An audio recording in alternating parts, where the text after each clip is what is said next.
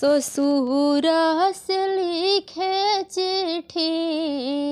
ससुरा से लिखे चिट्ठी, बहिनिया अपना भाई के, पापा के प्रणाम भैया,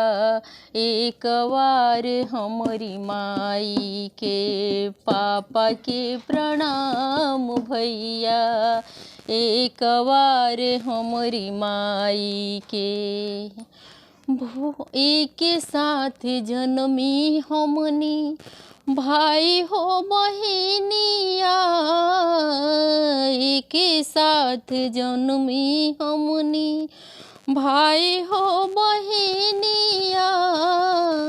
हमारा के विदा कैला, हमारा के विदा कैला, डोलिया चढ़ाई के, काका के प्रणाम भैया, एक बार हमारी माई के, पापा के प्रणाम भैया, एक बार हमारी माई के। भूली चूकी माफ करिहा हमरो गलतिया, भूली चूकी माफ करिहा हमरो गलतिया, हमरा के बोलाई है भैया,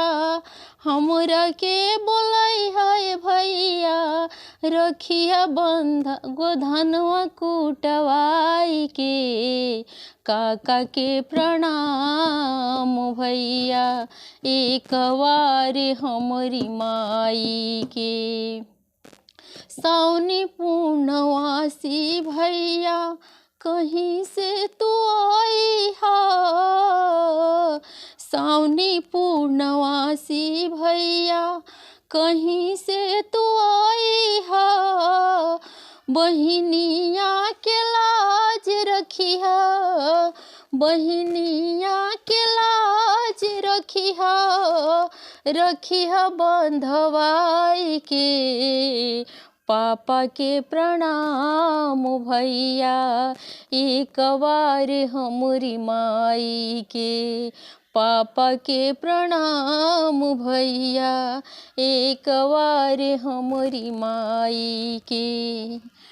एक साथ जन्मी हमनी भाई हो बहिनिया,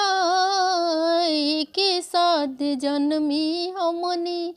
भाई हो बहिनिया,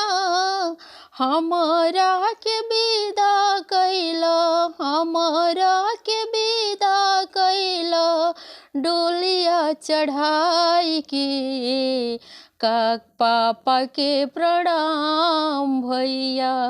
एक बार हमारी माई के।